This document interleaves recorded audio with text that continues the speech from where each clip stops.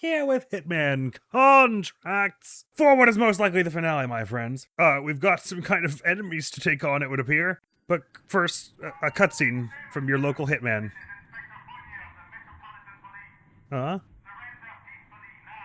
Surrender peacefully. This room. This bullet. Yeah, this window. There's a This bullet for everyone.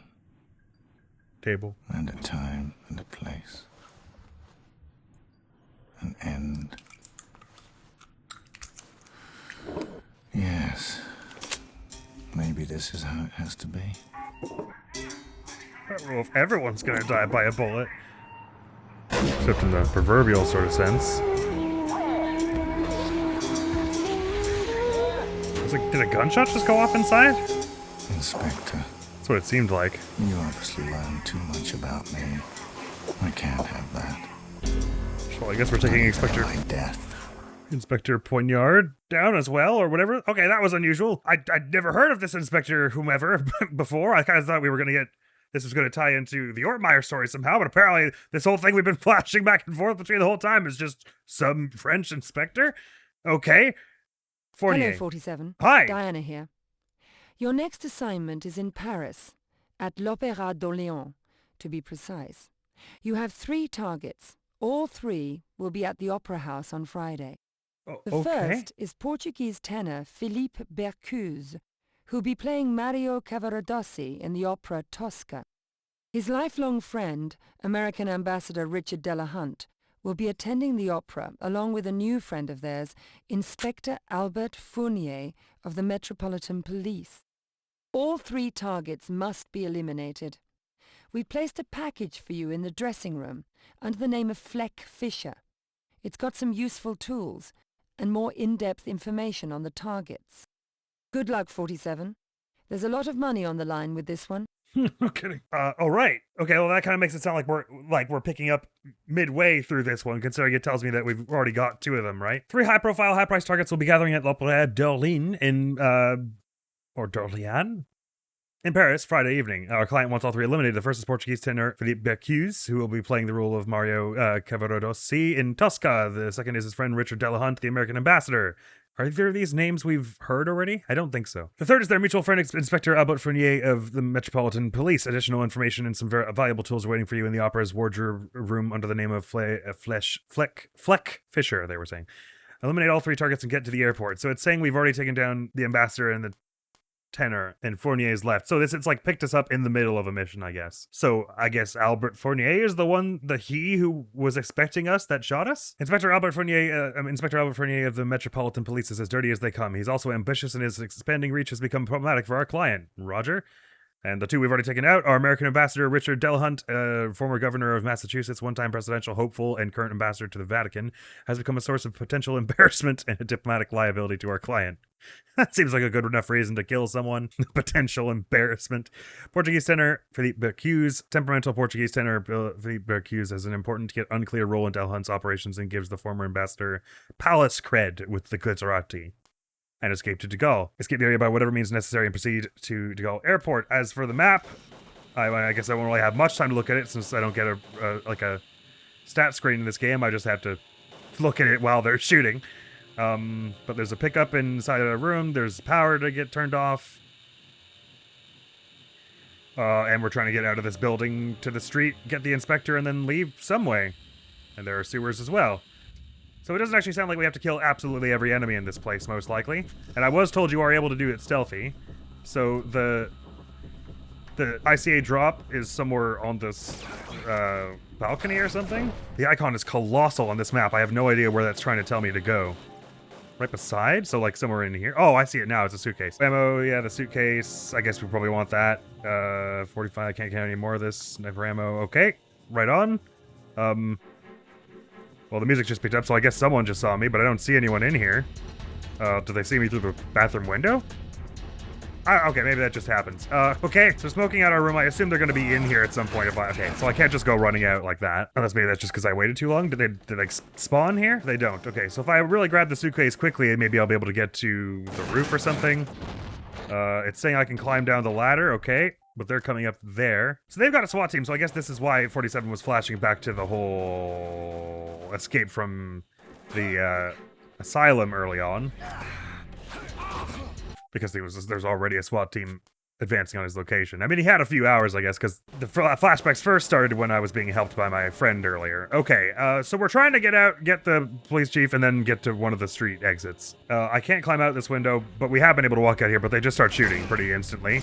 So this is not that helpful. I don't need to load up hugely on ammo and stuff. As long as I've got the sniper suitcase, I'm probably good to leave and try and look for a way out. Going that way, there are SWAT, and that way there are SWAT, so... Every staircase has SWAT, so there's no staircase I can get to that's gonna be helpful, okay? There might be a funky thing I'm supposed to do, like I'm supposed to, like, grab the smoke grenade and throw it elsewhere to cover my escape or something? Oh, I suppose I'll get a syringe, so if I find an officer off by themselves, maybe I can get their outfit. Right, I wasn't even thinking about that possibility, because I was like, we're so horribly surrounded, no one will ever buy my disguise. There might be something else to do in my room here, like maybe there'll be a fake wall or something. Because as it stands, it seems basically like they're just waiting for me out there, right? So unless I literally go right at the start and then somehow get into another room, like is it possible to just bust into one of these other rooms and then maybe they'll like advance on my room and I'll be able to just like walk out behind them? They gave me a fair bit of time. It doesn't actually seem like they're gonna like go into my room. They're waiting for me to come out, aren't they? Regardless, maybe one of these other rooms has something useful for me, like some other window that could get us out, or oh, well yeah, like we've got this for instance. Okay, I'll start to an escape. All right. I didn't bring the sniper suitcase this time, but let's not worry about that until I've actually figured out where I think I want to go. Okay, so that's probably a good way to start this, huh? I mean, I assume that's not the end to the SWAT. There's probably more... Woohoo! Okay, there are police down there. So if we could find a way down to get an outfit from here, that would be awesome. I'm not seeing any obvious ladder on the map from here. So I guess all this lets us do is get into this room? Or is that the one I came in? I can't remember which one it was now. Presumably hopping to one of these, though, lets you get, like, around some officers and get a disguise or some such. No, this is definitely the one that I came from, sorry. Probably the idea is if I do this early, because they're forming, like, a blockade, kind of, up ahead, I can, like, get behind their blockade and either knock one of them out at that point to get their outfit or sneak down the stairs. If they're like the SWAT officers in the asylum, though, they have, like, vital tracking, so they'll know I'm bogus. My outfit won't fool them in the least. But maybe, like, the police walking down on the streets don't.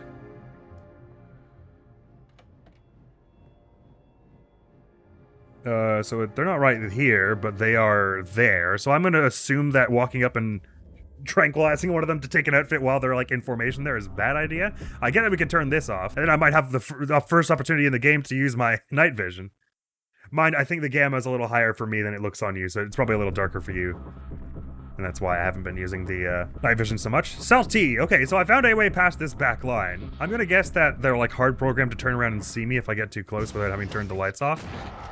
Oh, there are some down there. Okay, yeah, that makes sense. The room I picked when I was leaving, though, was totally arbitrary. So I don't know if there's a better one to pick. But that seems fairly promising. I just want to see if I can get the suitcase before I get into that room. No, you really don't have that much time. Well, I suppose if I'm gonna knock out an officer at some point and get their weapon, I can use that against our beloved inspector. So that was a pretty good case study as for why we would want to turn the lights off. I don't know what their situation is in the dark, though, if they have limited night vision or any night vision at all, or if turning the lights off means I can just, like, fully 100% walk into them and it's fine. I can definitely get as far as this power thing here, and oh, it's just a switch to be flipped. Maybe that means we can just run through the stairs now? Yeah, okay, in the dark we can just do whatever now.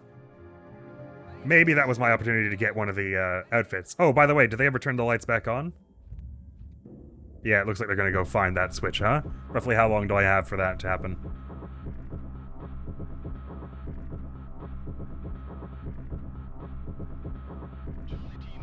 I assume they're gonna mess with that and... Oh, maybe they never turn it on. Oh, no, there we go, okay. They give me a good, like, 45 seconds or whatever that was. I'm sure glad this power switch was marked on the map. Of all the times for the map to come through correctly in this game, this was definitely one of them. Can you imagine if I didn't see that on the map and I had to find that myself? So the question I really have is, how viable is it in the dark to grab one of them and get their outfit? Oh, I can't tranquilize these ones? Apparently not. Or do I have to be in sneak? No, I just it doesn't work on these bunch. Okay, so this is just to let you run. Okay, I'm understanding that now. The lights are on in this floor, though, so if there are any people here, they'll get me, right? And you know I'm bogus, do you? Yes, you do. Okay, so I probably want to sneak up on one of you. Maybe the idea is that the SWAT officers are heavily armored enough that the syringe wouldn't get through. I'm glad no one hears me doing all this, ah! And like jumping across balconies out here. By the way, can I jog here, or will they hear this and turn around? Oh, I can jog here. Perfect. Lights are very out. Okay, so there was a guard right over here. What are the odds that you are going to hang out there long enough for me to get your outfit? That does sort of seem like the purpose of this particular guard, considering how chill they are just standing here. And I would love that outfit. Thank you very much, Tangiers, pal. May as well take your gun, just in case it's the only weapon I got. I mean, I've got the, I'll have the fiber wire regardless.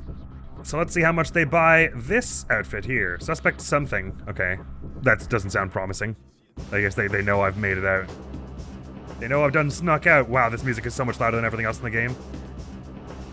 Don't worry, guys. We'll find that for that agent, whatever his name is. I'm sure of it. I believe in us. They don't buy this disguise at all. Okay, so not that way. Maybe this is only for fooling other people of this disguise. Should have checked the map before I died there. So we were out in the streets. Which building am I in? Right. I think I'm in this one because when we were outside earlier, we were here, right? So if I went down here and then down the stairs, I think I came out here. So we want to go to the sewer and then pop out this one and go here, strangle, and then back or something? Let's find out. So basically the rule with SWAT officers in this game is they are OP, know everything, and cannot be tranquilized and will kill you dead very fast. Avoid SWAT officers with every fiber of your being at any juncture possible in this game. I think maybe in the first mission there was a situation where you could get a SWAT outfit, and if you were far enough away, they wouldn't really clock you. There's no one here, you're absolutely right. Continue to have that misconception, dear friend. Oh, your outfit, though. I could go for that. Actually, I thought you said Il Nia quelqu'un, but maybe you said Il y a quelqu'un and you were asking. Regardless, there's no one here, so you're good. Okay, so the SWAT here are literally just meant to be like a wall. Don't go that way. Cool. God, this music is 8,000 times louder than the rest of the game. Do you buy my disguise with this outfit? And if not, why do I have it? Hello? Yeah, they buy it well enough. Presumably not if I get, like, right up on them. Yeah, okay, like all of them. So time to find out how protected the sewers are, I suppose. I wonder if we ever get to see, them. You know, now that I think about it, I'm almost positive that in one of the later games there is a mission at, like, an opera house. I wonder if it actually, like, at some point, they go back and show you what this whole opera house situation was. I have seen the odd clip here and there of, like, the newer trilogy. So I have, like, a general idea of how they go and, like, what the gameplay loop is like. And I've seen a few of, like, the locations, and I'm almost 100% certain one of them was in an opera house, so maybe that's what that's about. Like, in one of the later games, they go back and show you what this whole opera job was like. Oh, you don't know okay, no, man, you know. That might have been a little too loud there. Yeah, I can't tell how it is for you, but for me, it wasn't even slightly worth using the night vision there. It was not at all worth the time in taking it out. It was totally impossible to see. Everyone get out! You didn't do that before throwing the smoke grenade in? I mean, I guess we didn't want to give me any heads up, even still. Why do I think there's someone in that particular room, I wonder? Maybe I should go in and check it myself. I haven't really checked any of the motel rooms yet, myself. I've just been trying to see if there's any obvious, straightforward way forward here. So I think the sewer is where we want to end up here. I just don't want to be there at the exact same moment anyone else is. So I'll pop down the sewer to check for that guy right now. Don't you worry, friends. I'll take care of it. It'll be good. I'm not suspicious. God, this music is so loud. Why is this so much louder than any of the other action music in the game? Turning that down a bunch. Okay, so I think the one we want is this one. Let's see how guarded the sewers are. It doesn't seem like at all so far. Wow, they really didn't plan out this Get Agent 47 plot so well, did they? Didn't even cover the sewers. 47 loves sewers. Didn't they know this? Oh, this is totally the wrong one. I'm assuming that they're going to be SWAT all over the street to the point that you can't really, like, go freely about. Are there civilians just, like, standing around watching? Oh, well, actually, maybe there's no SWAT to the point that I could get through this alley here. I do have a good 7 minutes before it all goes down. thought that was Lee Hong in the back there for a minute, but no, I don't think it is. So our target is not far from here. What's the SWAT detail like right around him? Immense. And there's the one in question right there. So if I had a silenced weapon of some kind, this would be the time. Of course, as it stands, I might get away with just going... pew! And then running, you know. But if I were to try and do stealthy, I would probably have wanted that sniper suitcase. You know, once I have turned the lights off, I've got some time. I can probably go back and get it. No idea. I guess, I suppose it'll tip off the other police officers that I'm bogus, though, won't it? Let's find out. There might be some other rooftop that's convenient to use it from. So doink, and while they're all fussed, I go back to my room. Snag that suitcase. The suitcase, though, is way more important than anything you're doing. And I scamper my way down the stairs. Cool, got that out. Drop that temporarily just to get to your outfit. And now to find out how much this suitcase alarms people to see me carrying it about as an officer. I'm going to guess everyone in the game so far has known this as a weapon. So I'm going to assume this doesn't actually buy me a whole lot, but maybe I'll just be able to visual stealth around the officers in between me and the sewer. I suppose that's possible. I mean, they do cross paths like right in front of it, but let's just see if this, like... Did they immediately know this is a bad weapon? Oh no, the police are fooled by this thing. Oh, okay. Well, that works perfectly. Oh, this is totally a bad idea. What are you doing, Admiral? Think I'll be able to squeeze by just going along this wall? Yoink. Just about. And we were able to get, like, right up behind our target there. So if we do that with the sniper and then drop it, we should be able to boogie without anyone knowing it was us. I would imagine. Wait, was this the right one from before? This is the same wrong one I took before, but it was fine because it led us into a back alley that was close enough, I think. None of the police seem to mind me just emerging from a sewer, so it's good. And there are no SWAT right here who will shoot me dead. And then I show up right behind our target with the suitcase. Unfold this little doohickey. And then I guess we're about to find out just how, like, instantly the SWAT go to check this particular alleyway. Oh, someone looked and saw me? They sure did. Let me try it again, but just, like, from behind the sightline do I take out the weapon. Because there was a place where we were sitting, we're really close to the SWAT officers, but we are just around a corner from them. So maybe, like, I don't know exactly how the SWAT officers will behave as soon as I shoot the guy. It does seem like a pretty bad, I guess, I get that they think I'm in that room still and no one's going to go in because Agent 47's in there. They're going to wait for him to come out. But it seems like a pretty bad idea to just have everyone's attention focused basically directly forward on the room that you think he's in. I'm glad that scampering about in the dark doesn't, like, they don't hear it and freak out. Alright, that's mine. Thank you. And a swoop.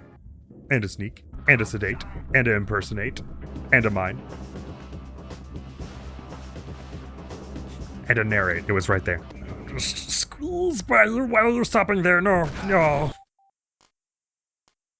Alright, it's a slightly more narrow, the place there, so if I want to squeeze by you, I should do it elsewhere. I could have just waited for, like, before, but I was being impatient. I assume jumping down that sewer without the ladder is tall enough that it'll just insta-kill me. Actually, I'm curious. I'm gonna go verify that theory. Because I'm planning to get out of here stealthily, it would be way, way more convenient to just drop down the hole, take the damage, if it doesn't kill me. Yeet. Oh, it doesn't even let you just jump down. Oh, it does. And you do survive it. Okay, actually, that's way faster. Let's do that. I didn't even try any of the other doors in this place, but this is just the first one that my mind thought to go to, and it seems to be the one they want you to do, considering it takes you right to the power for this hallway's lights. Which is like a weird place to put it now that I think about it. Just like at the end of a hallway that any motel goer can access. Very fortunate indeed that this briefcase finally fooled one single character in this game, though. Just gonna yeet my way down here. Okay, 47. I could just wait for the person to go by, but in the interest of being a little slick with our last mission, which I'm still assuming more or less this is. Maybe there's like a part 2 to it. If there is like a part 2 to it, I'm definitely not doing it all in this episode.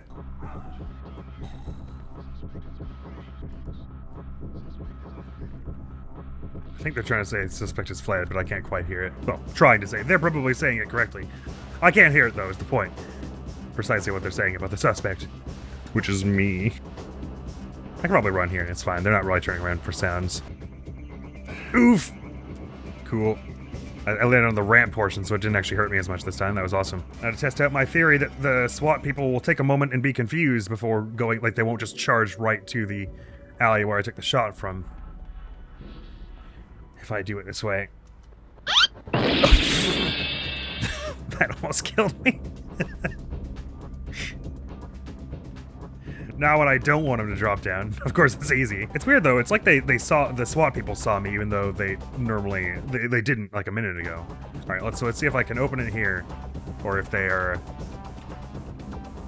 gonna like peek around this corner at this exact moment in a comedic sort of fashion. Oh yeah, a SWAT officer just like shows up here. Well, that's interesting.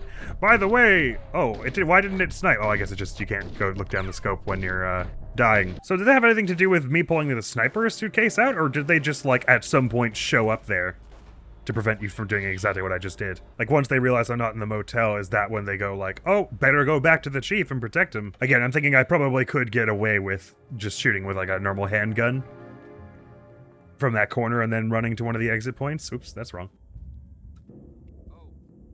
But I want to see if I can do this in a slightly cooler way. For our last mission, you know, give him a bit of a show. Exercise the signature style we're known for, as Diana would have put it. Yeah, I can just run this whole way, we're good. Ow. I haven't tried the other sewer way, by the way. Maybe it just takes you out to the perfect sniping vantage. But I was just curious to be sure that this didn't work. Like at this point, was it that I pulled out the sniper suitcase that it like, stuff started happening? Or was it that if I hang around right here, a SWAT officer just shows up there regardless?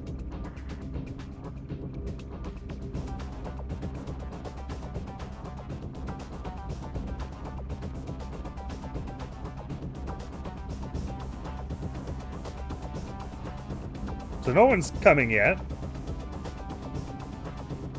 But if I try and pull out this, everyone knows I'm here.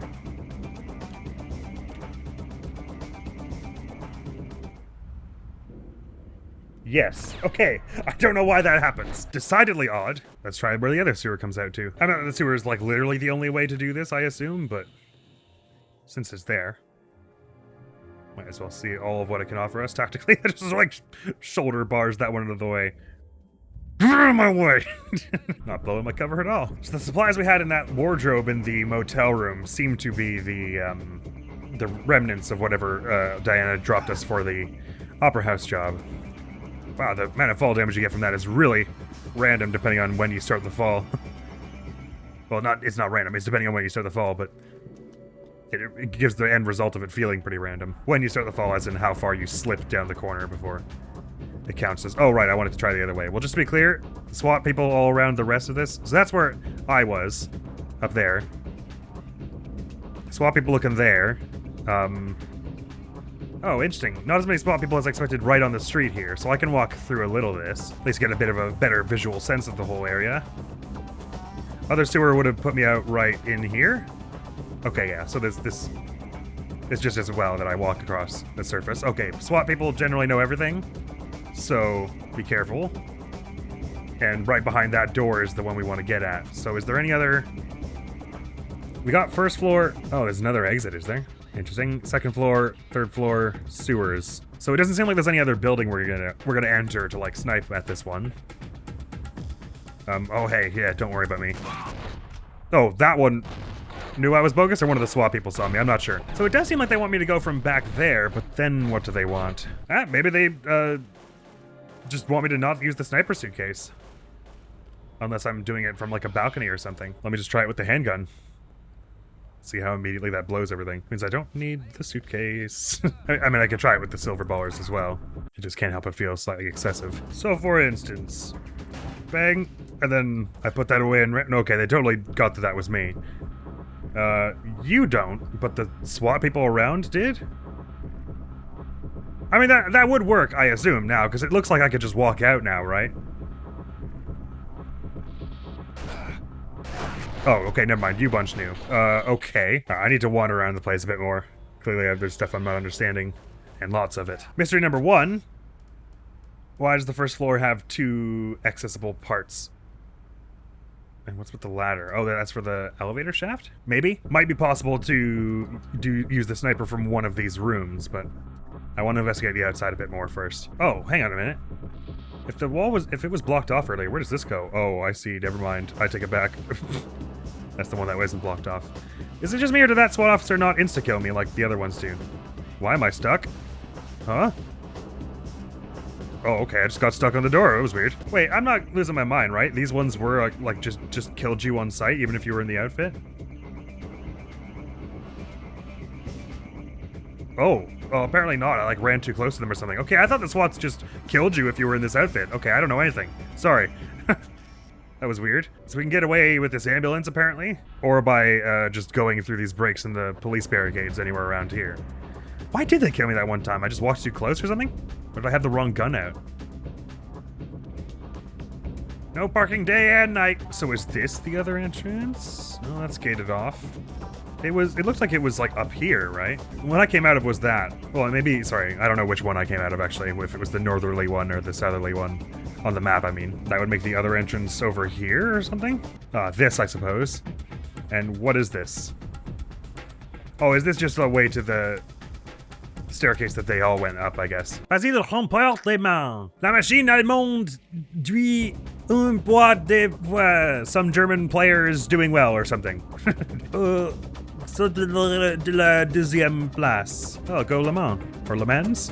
Le Mans? I guess if it's German. Oh, here's a poster for that concert we totally wrecked. That opera. Okay, yeah, the SWAT don't like insta-kill you nearly as much as I was expecting with this outfit, based on what I thought I saw earlier. So it seems doubtful I'll be able to actually snipe them. If this is the motel I'm in currently, it seems very doubtful we'll be able to actually snipe our target from within here, right? From one of the rooms?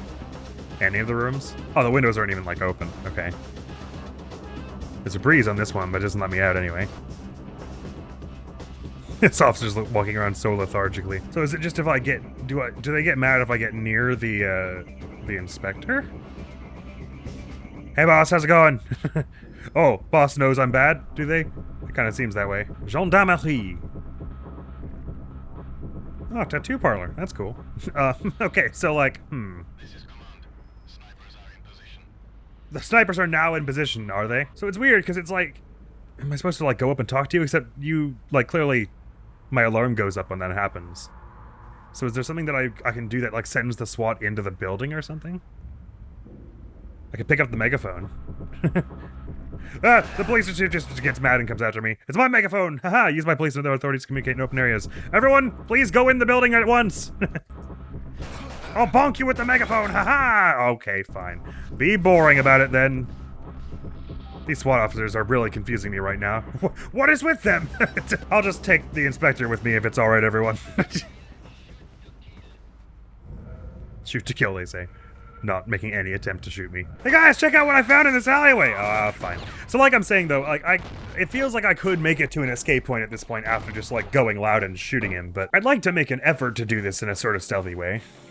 So maybe there's going to be something in one of these rooms that I'm not privy to because I don't have the magic exclamation marks. So I guess I'll just check every room in the hotel. One by one. I see this room also lets you pop over here. I'm totally not expecting to find anything in any of these. I'm just thinking like, I'd like to say I did check them all. Aha! I'll jump to the balcony in slow motion. Hoo! Here's something I don't get. What is the point of this elevator, climbing down the elevator shaft if you can't sprint there even from the start of the mission? Before they see you. What does, like, what, why then? What does this achieve if you still have to go through the SWAT? Well, the ones outside are shooting us and these ones are just like, nah, I gotta stay in my place. Make sure no one comes through here. Is this for getting back up for some reason? Not a clue. Anyway, actually, you know what? Let me just try a few more times with shooting with the normal handgun from right behind and just putting it away fast enough so that no one knows it was me. Because if I could get out that way, I'd be pleased. Even though it's not a silent shot, so like everyone totally hears me do it. It's still stealthy in a way, you know what I mean? Very interesting though that as soon as you open the sniper suitcase, even if you're behind a sightline, some of the SWAT officers just have the context to run over and check your hiding place. I will say I didn't put the gun away right immediately the first time we did this because I wasn't sure how accurate the gun was and if it was actually going to land. So this time if I literally just hit the fire and holster button at the same time, maybe I'll be less suspicious as a result.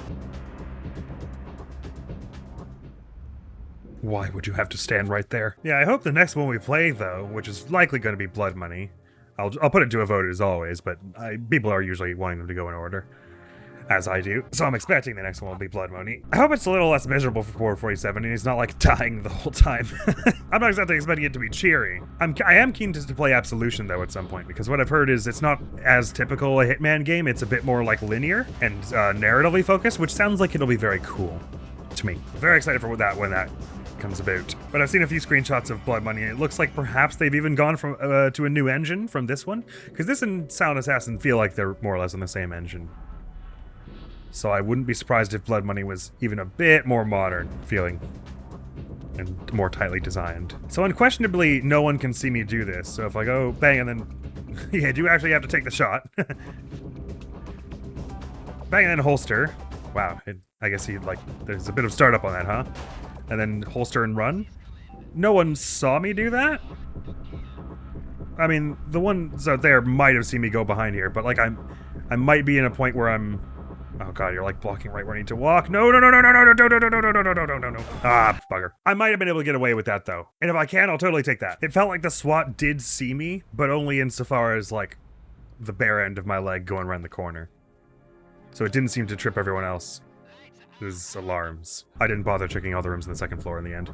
Maybe the one that guard is standing outside of is actually useful in some manner or another. But I'd like to give this plan a go a few more times, because I feel like I'm getting pretty close here, and this is something of a plan. It's a situation where this feels like I'm on a pretty tight schedule to go bang and then holster and then run around the corner, like to the point that it feels just about the cusp of what the game might reasonably ask for you. That I can see this being one of the roughly intended strats, if not the most intended one. I highly doubt it's the intended strat. Considering they start with the sniper suitcase and all. So maybe the best way to do it is like from way back here. Will I be able to make the shot from here? Maybe. Okay. This guard is gonna make problems for me though. Oh, okay, yeah, okay. I do have to actually move a little faster at that point though. I've got an idea. Not a great one, but I've got an idea. It is weird that no one else like comes to investigate that gunshot though. Just the SWAT officers who were right there. I guess maybe there's a lot of banging going on tonight, so just like, they're like, that was just one of us shooting a gun, probably. Nothing to investigate there. Nothing worth my attention. What else I can dash around you? Not... That would be 1 million to 0. Oh right, I can just walk out though. I don't have to take the sewer route. That's the wrong way, Admiral.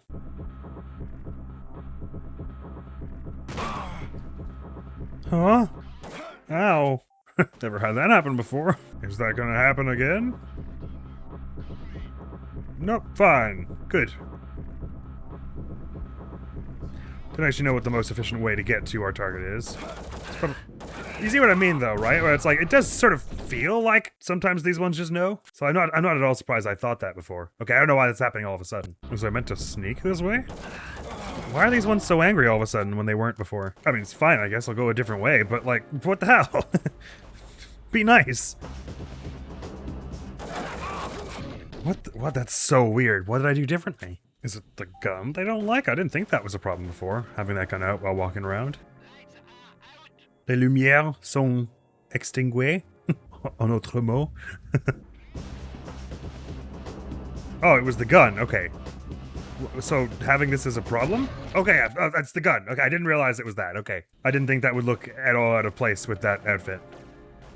Plus, I could have sworn I ran around with it out earlier. I guess the other police peeps don't mind you having that gun out, but the SWAT do. Okay.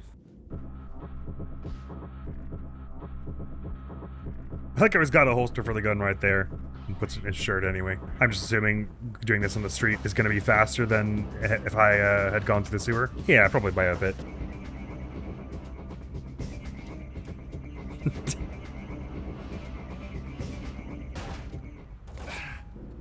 Definitely got a shot or two on me. But these bunch don't all shoot at me. So if I just casually walk out now, nothing to see. Maybe not that way. Try and get back to this ambulance, perhaps. Thing is, I don't know if at that point every SWAT in the map knows I'm bogus. Which case, there were a few by the ambulance, weren't there? So going back that way would be a one-way ticket to doom.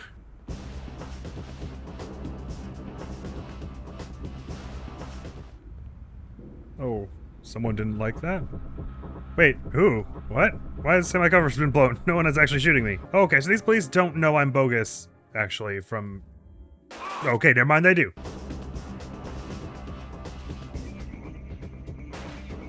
I missed.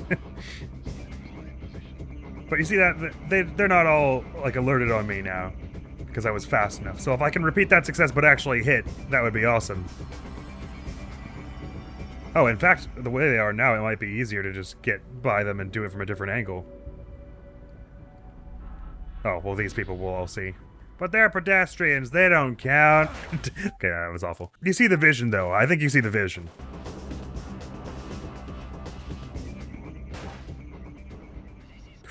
We're smooth. Smooth. Stealthy, baby. No one knows anything. And then we got in the ambulance and we left, baby. We got in the ambulance and left, baby. We got in the, huh? We got in, do I need ambulance keys or something? What the hell? We got in the ambulance and we left, baby? We got in the, huh?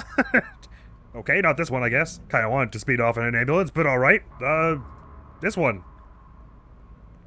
There are a lot of people there. Oh, there are a lot of people in the other one, too. So let's try one.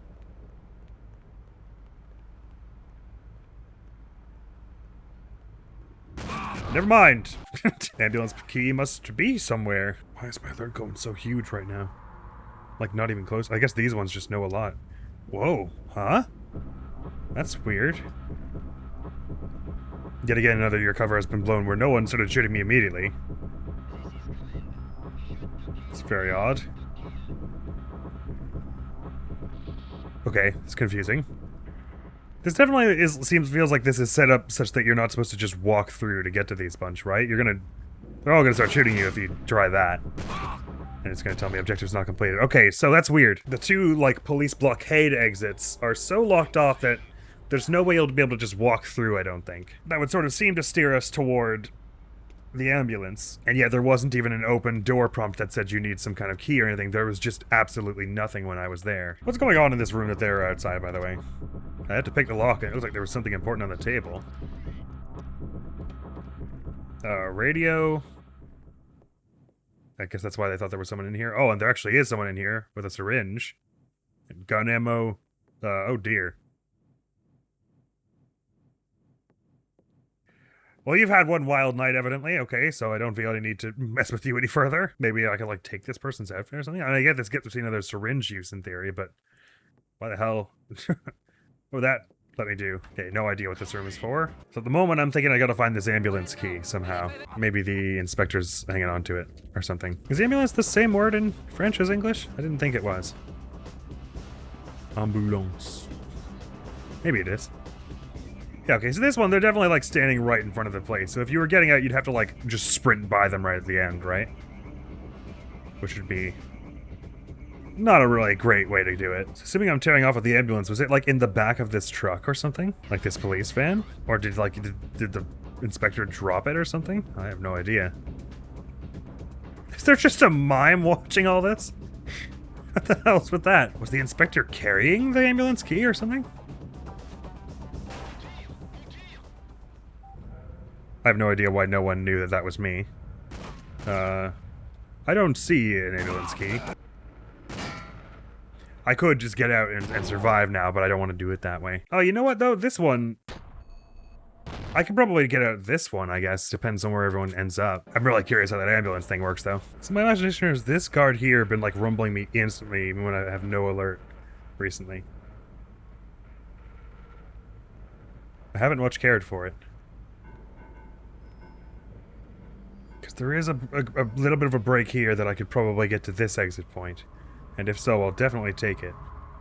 Alright, well, they just walked in front of that break I was talking about, but I give them a minute to walk back to there. I'm sure I can get through. Hey. How about this police stuff, huh? Why are you there? My hand was on the wrong button. Where the hell did you come from and why? I'm stuck on this light fixture. Nice, they actually got to use all these cool balcony animations from the first and second games that were barely important to them, though. We've had to use them a few times in this game. And had further opportunities beyond.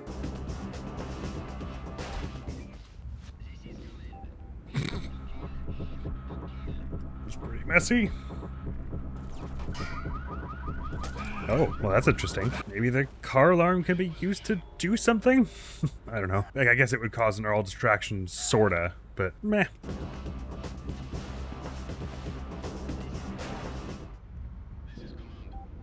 So all the red blinky, I think, means if they walk over here now, they will shoot me, right? Yeah, okay. Might have still been technically possible to make if I had never crossed paths with those particular SWAT peeps again. But we've done it before where I get out of there so fast that they show up there and they don't even know who did it, so I become no more or less suspicious. Alright, I'm now fairly convinced that this is, although definitely viable, not one of the intended ways. It is very finicky to get a shot where you do land it on them, and you get around the corner without them seeing it was you fast enough. You know what it occurs to me? Whether they see you run away from that spot with or without a gun, you're still in trouble, so I'm wasting valuable running time by reaching over and hitting Q at that point, I think. Putting the gun away is only necessary once I've turned the corner, methinks. I think I missed, huh?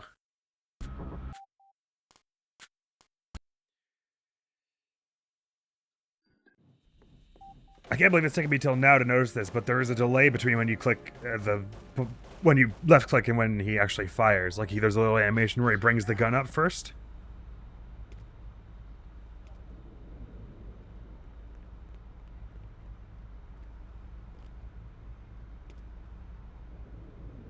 So if you left click and then move the camera, but you did it too early, then you'll mess up your shot.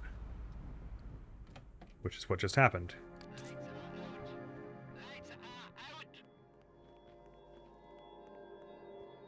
Or indeed, if you do that and then hit the holster button, which is what I was doing earlier a whole bunch, you'll holster the weapon instead of firing it. In those instances, every time I was pressing the fire button before the holster button, but because it's got that little startup animation.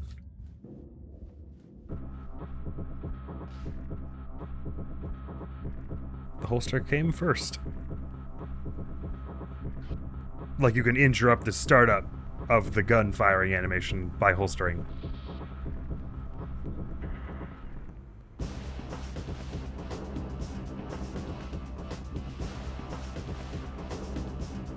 Which, if you were trying to fire, is bad.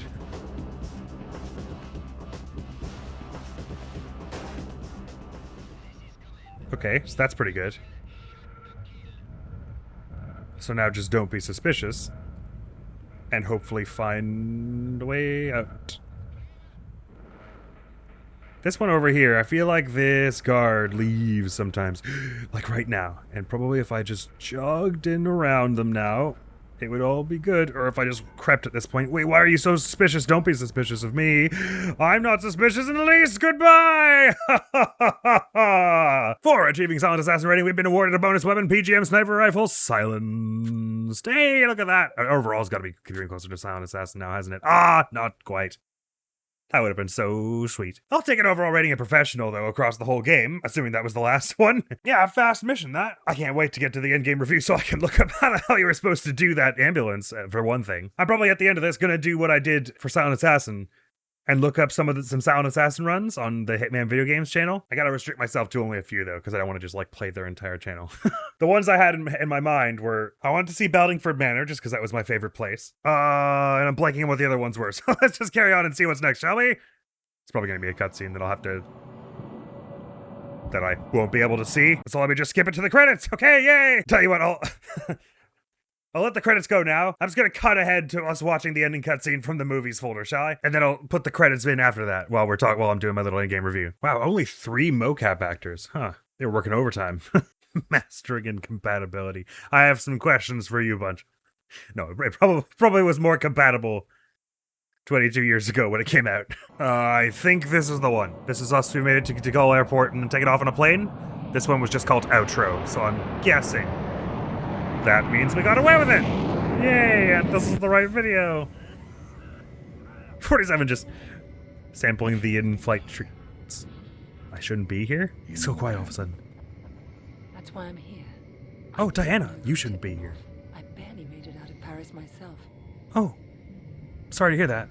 How's your Thanks. wound? Your doctor saved my life. There's Oh, been that a was lot you? of Pressure. We're losing friends.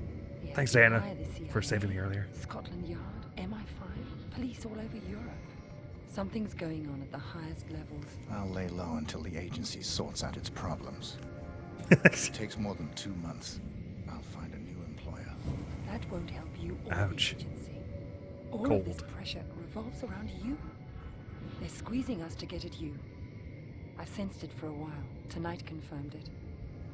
But now That I is- know where the pressure's coming from. Kind of what Silent Assassin was about. Now you know who it's coming from, I see. This is serious business. So we take them out and we can stop it all? Do you have this kind of money? Next time on Blood Money, perhaps? It's under your seat. You've always thought of everything, haven't you, Diana? Well, I guess we're taking down them next, aren't we? Thanks. Oh. But no thanks. Never before a mission, I'm afraid. Oh my god, why is the music so much louder than they were? I mean, I get they were whispering. Well, that makes it sound like we're up to do some more next. I'm glad. I would have been really sad if the ending was just he decided to cut all ties with Diana. Oh, cool. In this game, you get a little, like, mission select thing once you've completed the game that tells you what the best ranking you got on each mission was.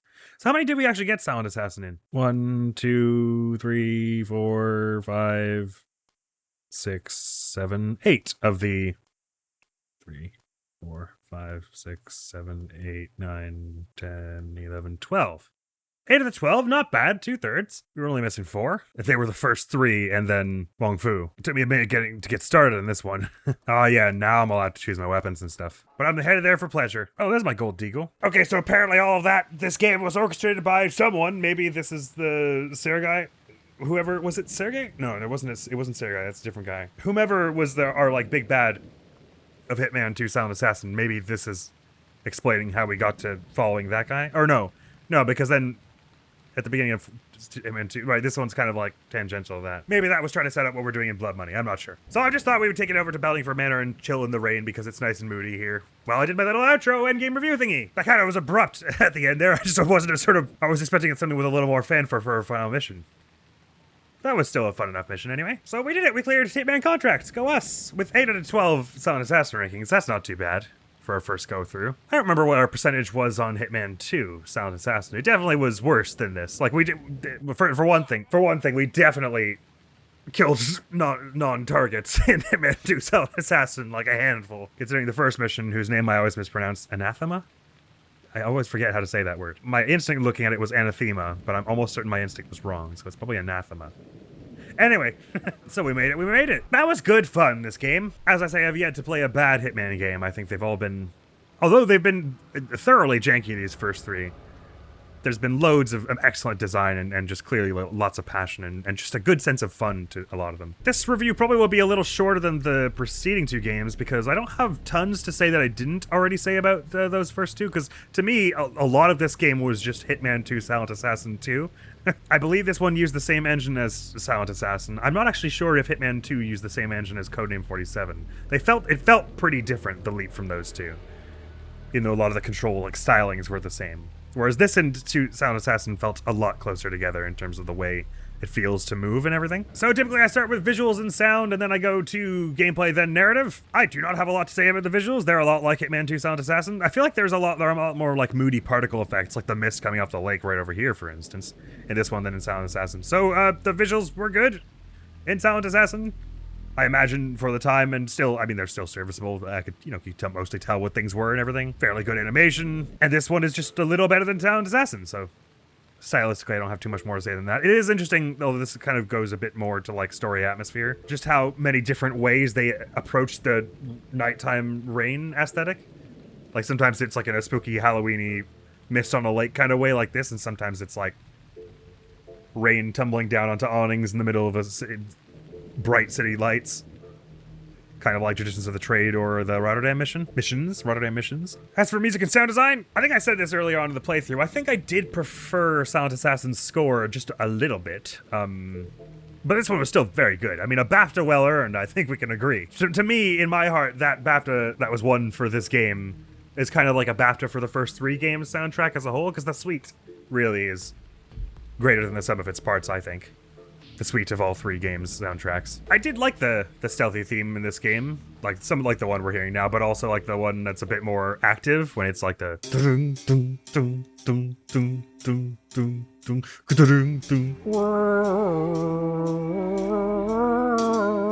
like that's pretty cool. That's a pretty great theme. I did feel like the previous 2 had a few more themes that felt like suited to the sort of area. And they were, in fairness, I think they were almost a little too on the nose with how it was like, we're in India, play music that sounds as traditionally Indian as possible, just so that everyone knows where we are. But the music was so amazing that it didn't bother me at all, and it was a bit like, just play most culturally relevant music to the surrounding country. .mp3 for like the area-based themes in the previous games. But I did feel like, and this is maybe almost more of a programming gameplay thing, that the music played a little more appropriately in Silent Assassin. In this game, I felt like very long swaths of it were spent with no music, which did make it a little moodier, but it made it a little harder to get used to like oh, this is my sneaking theme. In my heart, Hitman 2's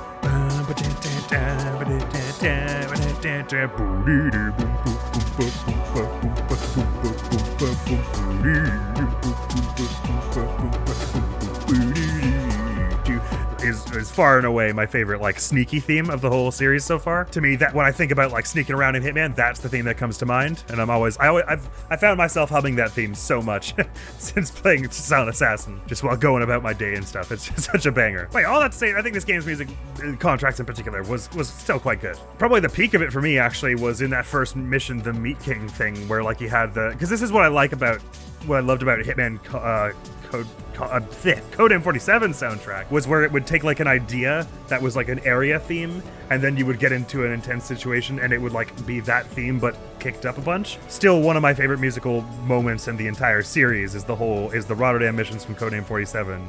There's like you start around at a strip club and there's that like sort of like nightclub-esque music that's bumping around, and then when you carry on out of the strip club and Sandy helps you and everything, you get as far as the warehouses and you have to get into that huge gunfight to take them all out before Ivan or whoever arrives. Because you're still in that area and you're kind of hot off that thing, like there's like an emotional through line kind of that connects the whole map together, because then it starts playing the nightclub music, like a version of it that's like all kicked up and crashy and chaotic and bombastic and intense. I did sort of feel like maybe Contracts, this game, could have used 1 or 2 more of those kinds of themes, so that was one where they did it really well. They did the exact same thing basically in the Meat King's place.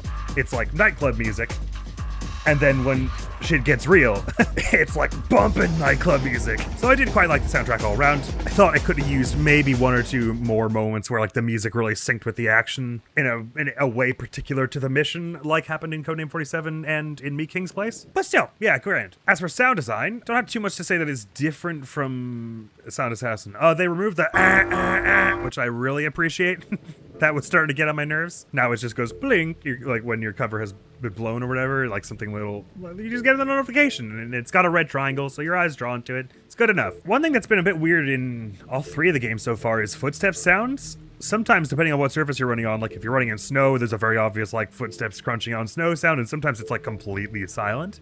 And ditto for the enemies. I feel like enemy footsteps are like never audible, which means the only way to ascertain where the location is remembering or using or getting a visual on them, which is kind of weird for a stealth game. You'd think you'd be able to like hear a guard walking around a corner and it would be good enough to let you know. Or even when if they're coming after you, it feels like you should be able to hear someone sprinting down the hall at you with like in full body armor to know, oh, I shouldn't go that way. But no, you'll never know until you run around and check. Presentation-wise, that's about all I have to say, though. I feel like this game, the previous 2 games didn't use pre-rendered cutscenes, did they? I don't think they did. I believe this is the first game to be doing that, so obviously they didn't work for us and I had to like just play them back in VLC. But yeah, they looked nice enough, and that allowed them to provide a little more like artistic emphasis in certain places with the lighting when you can do it pre-rendered. So all fine stuff there presentation-wise. Moving into the brunt of the review, which is starting with gameplay here. Oh, by the way, I was told this guy is a horrible monster who sucks and I should totally kill him, so die, you bastard, die! Haha! 47 will get you and then you'll never get any innocent victims again.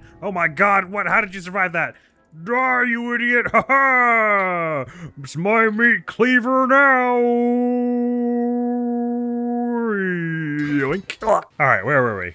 So like I was saying before, this game very much to me felt like Silent Assassin 2. Most of the same things I said about Silent Assassin hold here. The level design was definitely richer in this game, I think it's fair to say. So I really appreciate the huge wealth of methodology that is implemented baked into the level structure itself, as well as the little interactable things. All good stuff. Similarly, a lot of the little gripes I had about Silent Assassin, the way it worked, still hold here. I think there's just definitely not enough feedback on when you get spotted, what was the problem? For example, in that last mission there, the SWAT didn't like me. They were okay with me in the police outfit as long as I didn't have the gun out, but all the other police were walking with their guns out. So, like, I don't know why I look... If anything, I should look more out of the ordinary if I didn't have mine out, you would think. And it's fine if that's the rule, but just... It feels like there should be something. Like, in the first game, I feel like... Not that the first game was a shining example of this, but in the first game, I feel like there was a bit more of like they would go, hey, he's packing, or something. Or, you shouldn't be here. There was just like a little bit more what was wrong with what I did. Codename 47 isn't really an apt comparison because the stealth was simpler, the social stealth, I mean. But anyway, that is the main thing that I think, if this and the previous game have any one particular glaring flaw, I think it's that there's very little feedback in what got you spotted. Considering the game does not in any way, in either of them, the tutorial does not explain the alert meter to tell you that you're okay with certain outfits as long as you don't get too close. So considering there are effectively 3, and sometimes more, ways to be stealthily out of place. You could have a weapon you shouldn't have, or any kind of like item. You could have the wrong outfit, or you could have hung around them too close-ish. And none of that is, like, explained. Because some of it's obvious. If you had the wrong outfit, obviously, you're not going to be allowed in the Red Dragon base if you don't have a Red Dragon outfit, you know, etc. Some of it I felt like was less obvious and just it needed a little something so that I knew what am I doing wrong. Especially in certain instances where it seemed like you were, like, hard-coded to be spotted. Like, again, I'm so glad this game has this little completed game feature so I can just super easily jump between levels. Just to be abundantly clear about what's happening in this area, for instance. In the Li Hong mission. Suit 47 is totally allowed... You must have... Oops. No, he isn't. You know, I should have said for visuals. Props to the costume design in this game has been pretty good as well. Ahem. As I was saying, Red Dragon 47 is totally allowed in here. Totally allowed to be here, right? Like, I get alerted a little bit if I walk right up to them, but as you can see, they're looking right at me. I'm allowed to be in here. And I haven't started the Leiling thing. So we're not trying to help Leiling yet. This sneak makes you entirely silent, effectively, as far as I know. So no one can hear you through a wall or anything. You and I would both agree there is no sightline to me from those two guards. Quick. What? Why? Did you just talk to me through a wall? Okay, whatever. We would agree, though, that there's no sightline to me from these guards. None whatsoever. No sightline, no audio. There's no way they could know I'm here from the rules as written. And yet, once I cross right here, after a moment, it says your cover has been blown. So that is just one of those instances, and the game has a handful of them where, for whatever reason, and it really does not matter the reason, there is some twist to the way the AI works and everything and the logic of the stage that isn't intuitive, which is fine so long as there's some explanation, as far as I'm concerned. That, again, bleeds into the thing of feedback, though. Just like... Tell me what I did wrong so I can fix it. That this game sometimes gets wrong, is what I would say. I felt like the mission briefings were a little sparser in this game, which it's not that bad to let you flounder around a bit more, but it's just a bit weird in some of them, like the Rotterdam one especially.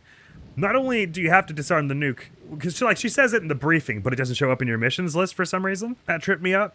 But also in that one, you have like a car GPS tracker. And it doesn't mention that. So I guess part of it is, so you don't get a weapon select screen on Professional in this game. I'm kind of fine that they're not repeating the Hitman 2 Silent Assassin thing where you get to procure weapons and use them in later missions. I very much liked that system, but I understand why on Professional you would want to make it harder. Like, I mean, you would be able to do that, I think, if you were not playing on Professional. I think you do get to take missions that you take equipment that you stole from previous missions, as well as any you earn from Silent Assassin. So I'm fine if Professional were saying you don't get to select any of the weapons from you basically just get the silver ballers and then whatever you find in the stage. Silver ballers, one syringe, one fiber wire. That's fine with me. I would have still liked a briefing screen because I did feel there is something. It's kind of a slight difference, but there is something a little more. I felt a lot more prepared in the first 2 games when I could like get told my mission before being in the stage and like have time to look at the map before going in. Aside from being helpful for gameplay, I also just kind of like liked the vibe of it. It felt a bit more like sci-fi spy gamey when you got to like make up a plan before you've even like dropped it at the site and everything. And they used to give you like little grainy photographs and like shaky footage of the target you were going after and everything. It all felt a little more cohesive, like as an experience thing. So I do miss pre-mission mission briefings. I probably already talked enough about the point of interest thing, but yeah, I think my opinion is still the same on it. I don't exactly mind having to look around for stuff myself. In fact, I prefer to be able to not just know where absolutely everything is off the bat. I don't know what the absolute perfect solution is.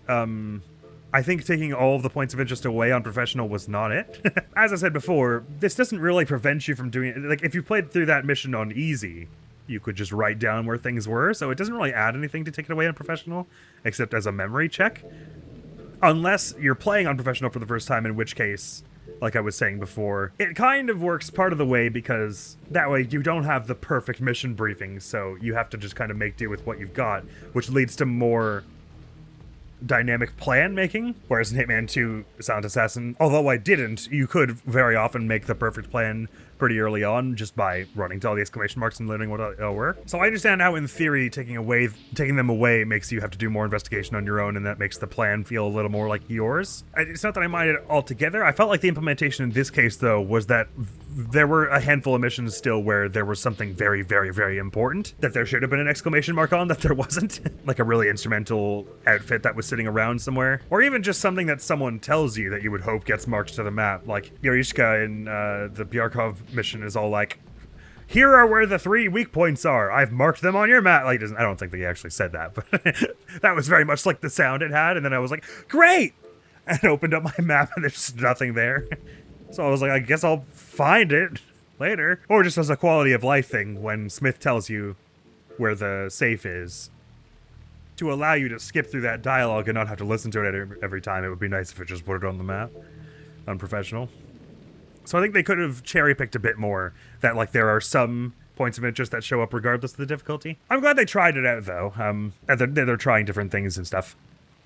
I think probably my ideal situation would be something where points of interest are on the map sort of, but it's something more like they tell you there are 4 interesting things in this building.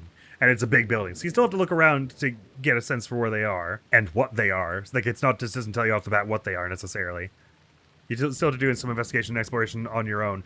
But if you run up against a wall where you're like, there's something I'm missing about this mission that I don't get because there's an outfit I think I need that I don't have a way to get without wasting my syringe or without shooting someone I shouldn't have to. Like, whatever the case is, if you get stuck or something, you can still go, well, there are those 2 points of interest I didn't check over in the water tower. So I don't know what they are and I'll have to go look for them, but I know I have some more alternatives. That's probably would be my favorite way that they could do it. But otherwise, I would prefer they go to if they're not going to do that, I would prefer Conan 47 and Silent Assassin's way of doing it, where there are just exclamation marks that are something mysterious and important is here, rather than just being nothing.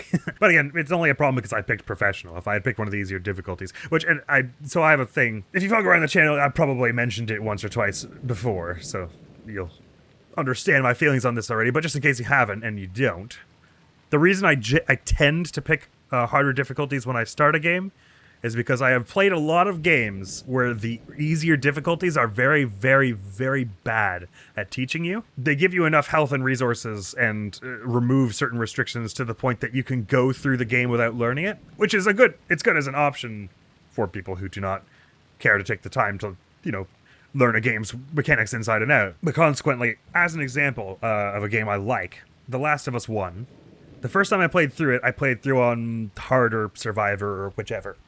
I didn't play on Grounded because I was like, oh no, I'm just starting out. I probably won't be good enough for Grounded. And it was dandy. I liked the game. I played it all the way through, and then I thought, well, I like that so much, I do want to play it again on Grounded. And I played it again on Grounded, and they disable your listen mode, and I had no practice whatsoever with actually using my ears and stuff to listen for enemies around corners and things, because I had listen mode through the rest of the game. So it was deeply annoying because I had to just unlearn the game and then relearn it. And what's more, I never felt any incentive whatsoever on the first time I played through Last of Us to use smoke bombs. And then on Grounded, I felt like there were a handful of situations where they were a useful solution. But because I had such a ridiculously large health bar and swath of other bullets and weapons in when I first played it on Survivor or Hard or whichever, I had never used the smoke bombs and didn't understand how they worked.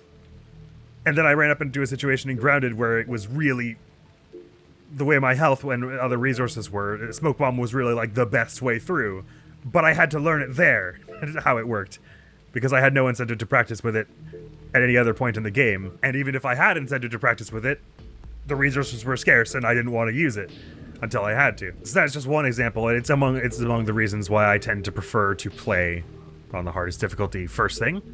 But all that to say, I get that that's not necessarily what everyone would do, and some people would assume that the hardest difficulty is not suited for a first playthrough and expect to play it through on the hardest difficulty only on a second playthrough. This is a thing that games don't agree on, though. Sometimes the hardest difficulty is absolutely okay for a first playthrough if you don't mind dying a bit and stuff. And sometimes it's just like, you'll have no chance if you tried the hardest difficulty first. I'm not suggesting this game you had no chance, because obviously we had a chance, I did it. What I'm trying to get at is that that is a gripe I have with this game, but it's not really all this game's fault. It's gaming as a whole's fault for not agreeing on what difficulties are. So NBD there, as far as I'm concerned. That was mostly starting with a bunch of complaints and stuff I had about the gameplay, though, but really, it's all still that solid Hitman core I've come to love. The idea of dropping into a mission, poking around and seeing who's off by themselves to go get disguises, getting a sense of the rest of the map and what the layout restrictions are, like this room is absolutely a no-go, never go there are a million people. This staircase is okay only if that guard's distracted by something else or otherwise knocked out. And then you build a route through the map in your mind.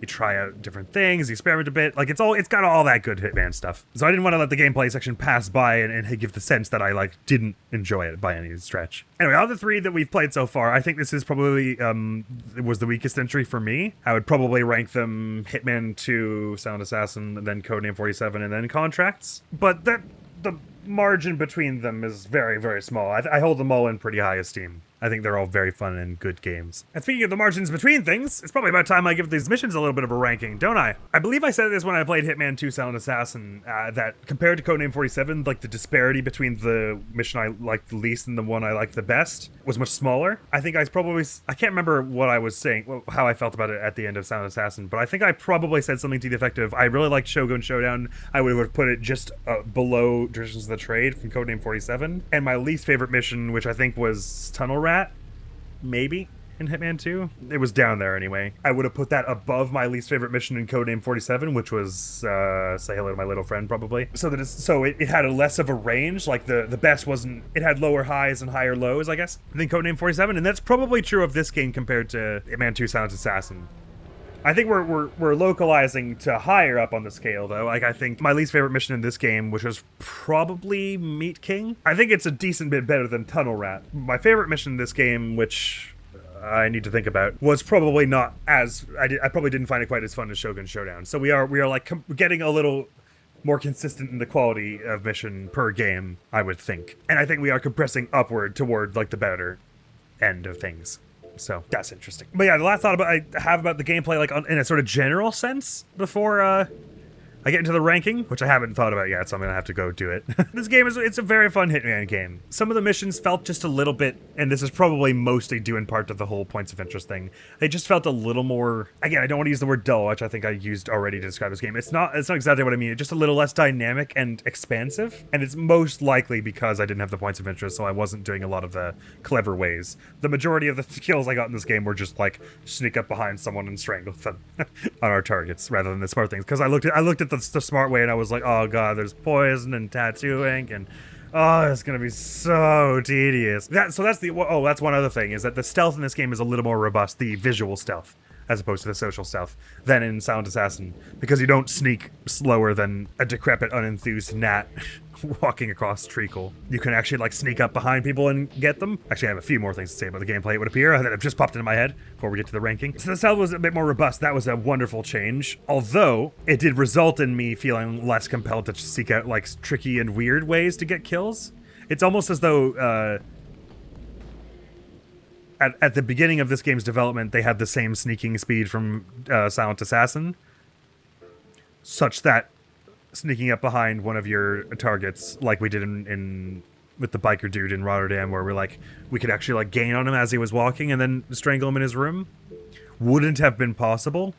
So that you would have been more encouraged to do the weird ways, like poison the tattoo ink or whatever. But then later on in the game, someone went, hey, this stealth isn't really as fun because we can't catch up to enemies. We can only do once you were totally stationary, which really restricts 47's movement.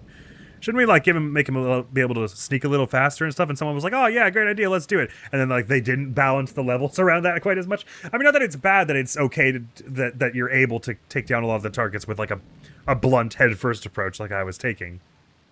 I'm glad you have variety. It's a situation where I don't feel like I should have to be incentivized to do the weird ways outside of 47's quest, if that makes sense.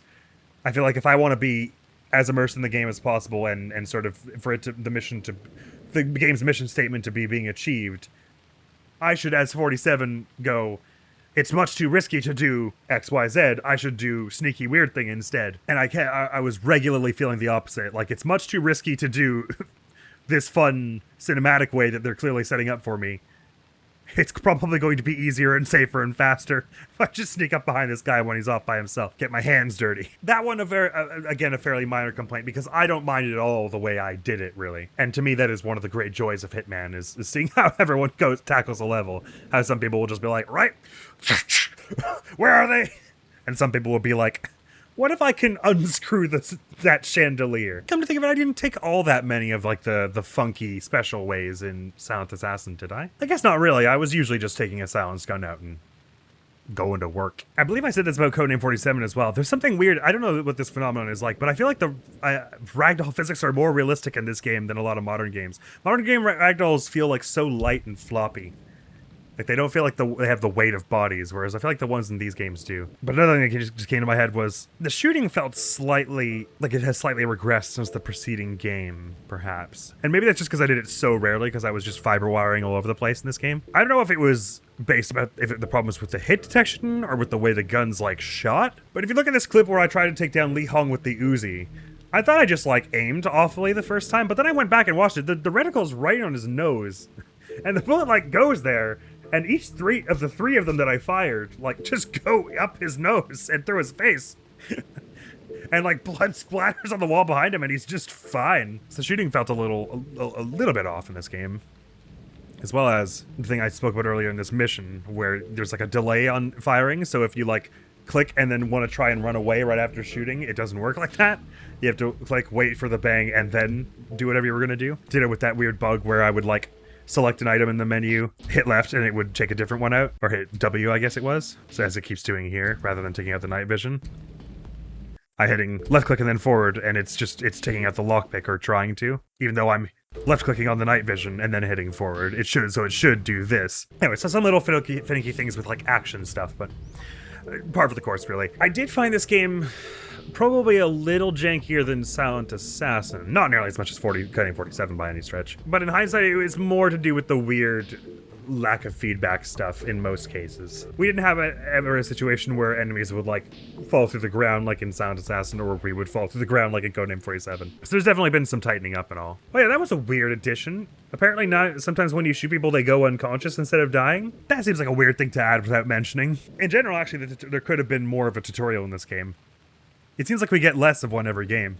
Codename 47 had the whole thing with Ortmeyer where you're in the facility and it teaches you everything eventually. It teaches you how to shoot each gun, teaches you a little bit about the parkour, which isn't really in that game. Then eventually teaches you a little bit about the stealth and how you get an outfit and everything, and the basic actions. Silent Assassin was like, oh no, Vittoria's been captured. Quick, here's a little obstacle course you can run around in, I guess. Good luck.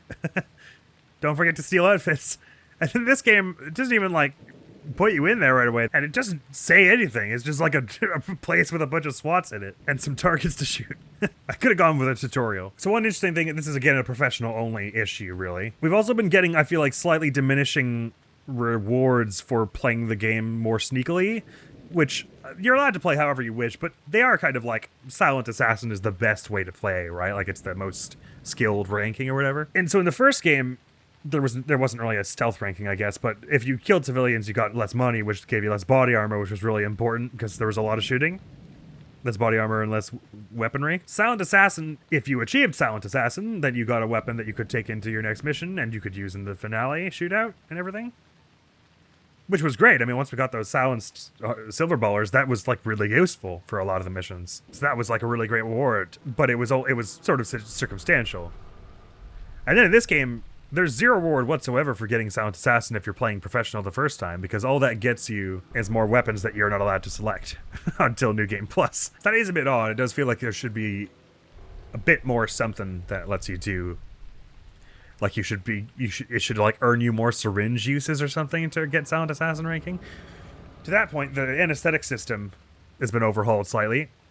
I do appreciate that I don't have to like count out how many doses I'm giving them and like measure it out and like guess, am I gonna need to use 2 of these in this stage, or is it okay to drain all 5 into this one person? I did feel like only one was a bit restrictive for some of the missions. That's partly because my personal preferred stealth style in any stealth game where it's an option is high chaos, knock everyone out.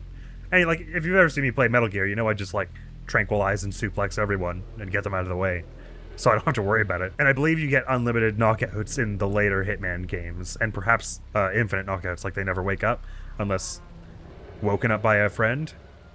And you could just like do it with your hands, like you can just punch people. So that sounds like that'll be an exciting time for me. But yeah, I'm not sure quite what I would have done to reward the player on professional for getting a better rank. But it feels like there could have been something done. Like it would have been kind of nice if it was like for every 3 Silent Assassin rankings you get like a slightly extended health bar, or slightly increased movement speed while sneaking, or like an extra syringe use or something. Just a little something so that achieving the good rankings in this game impacted your ability to proceed at all. But as I say, didn't want to leave the gameplay section off without making it sound like I didn't enjoy this game. I very much did, even if only slightly less than Silent Assassin, if at all, probably. And now about the narrative portion before I get into the ranking. But there wasn't as much in this game. There were like little hints here and there, because we kind of are playing with some stuff from Codename 47, and we're doing a sort of cinematic thing. I really thought that was going to add up to more, actually. That's something that was a bit more relevant. The whole flashback sequence. Apparently, I assumed it was going to have something to do with the whole Ortwire plot in some way. Like when he said he was expecting me, I wasn't sure if that was something that was meant to have taken place just after the asylum escape, and like 47 canonically got shot in that mission, but it doesn't happen in the flashback or something weird like that. So I was a little confused the whole time about like what I was supposed to be looking at.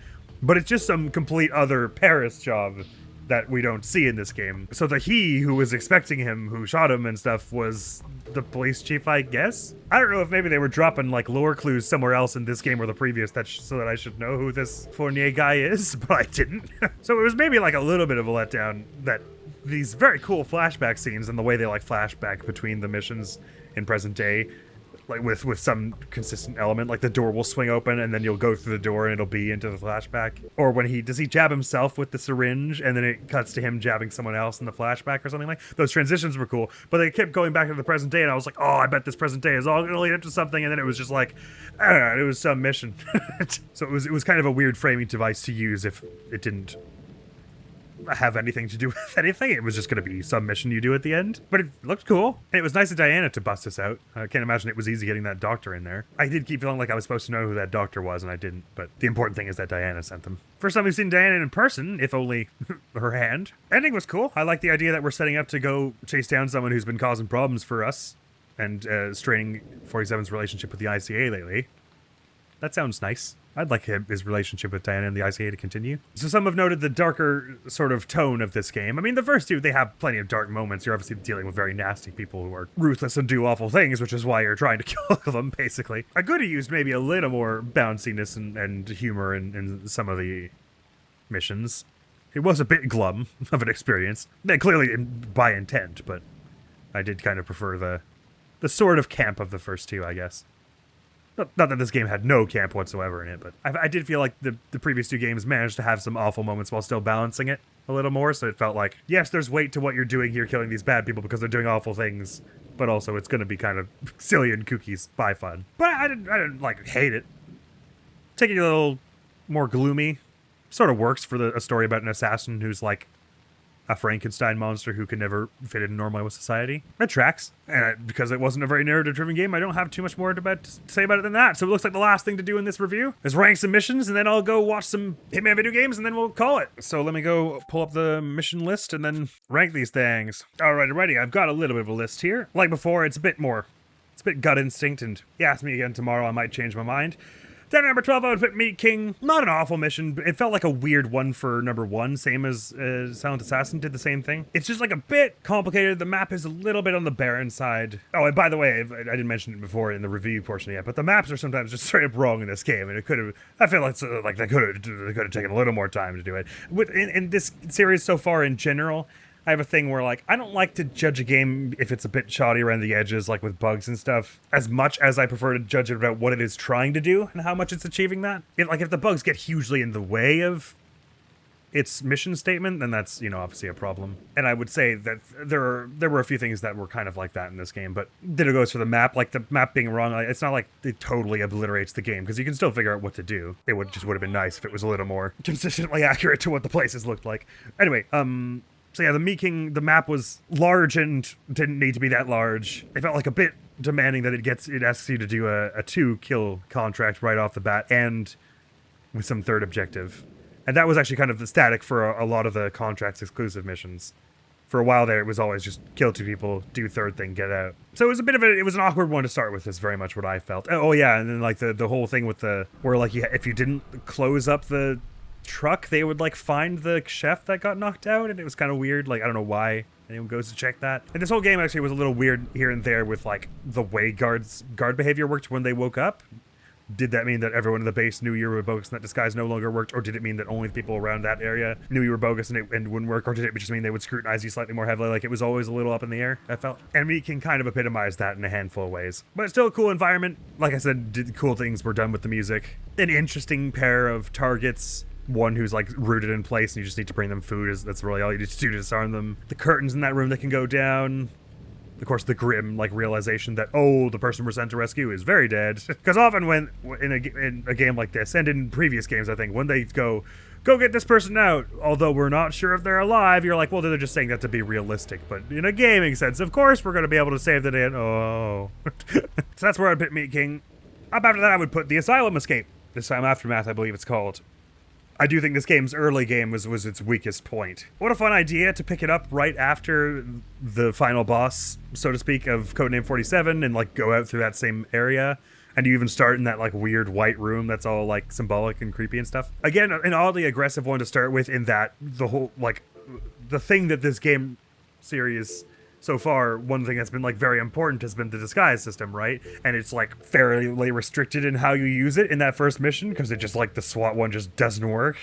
Basically, like they see right through it, more or less. And an odd one to start with because for another reason, that you're not actually going there and killing anyone and getting out as you would normally. So it's a very, very weird first mission to get you prepped for the rest of it when it's like nothing like the rest of it. Like the only other time where you start in an area where there are a bunch of SWAT people coming in is the final mission. But it sure was gloomy and moody and captured a lot of that aspects of it well. It captured like the creepiness of the asylum from the first game in a lot of ways, and how trippy that whole sequence feels. I wouldn't say it captured it quite as well as Codename 47 did, but like it gets pretty close. Then I would put Rotterdam 1, which was called Rendezvous in Rotterdam. This is the one with the biker. A lot of little confusing things kind of slowed this one down. Like, I don't really understand why the guards with the way where you were allowed with each outfit was fairly random, it felt like there's the one outfit that has the hood, which is fine until you get inside, and so you're like, oh, okay, well, I guess people with hoods aren't allowed inside because that would be for the rain, so it's weird that you're inside. But then there's someone else with a hood wandering around inside, so it's like, okay, why? There's that one guard blocking the back entrance with the ladder to your target, and you can turn off the lights, in which case they go to check it and stuff, but it's like not 100% clear that guard in particular will go, and there are a lot of guards kind of wandering around anyway. It makes it a little confusing. There's a point where you can like drop a car on someone to get their outfit, I guess, but if you were cool with doing kills, I don't know why you wouldn't just fiber wire someone anyway. Plus it like makes a whole bunch of noise and people come to check it out, so that's kind of odd. I do like it when they play with altitude though, like the idea that there's one in the basement and one in like the upper floors, so you have to find a way that goes through both. and is still efficient, and retrieve an item and get out. Oh yeah, and then the AI did this sort of slightly weird thing where normally running just makes a guard, if a guard is looking at you and you're in their like little sphere of suspicion and you run, obviously it's much worse. But if you ran right behind a guard who would have to see you for it to be a problem, they would have to turn and look at you. But with this mission, for some reason, if you ran right behind a guard, like if you had an outfit and ran right behind a guard who would be able to notice you if you stood in front of them for too long, they just instantly pulled out their gun without even looking at you. It was very odd. But some neat objectives, and it's not so bad. Next up, I would put the Byarkov Bomb. A very, very cool area. Probably my favorite area in the game. The sort of like snowy, because it's an interesting take on the whole like raining at night situation, with it being sort of like a blizzard at night in this airport.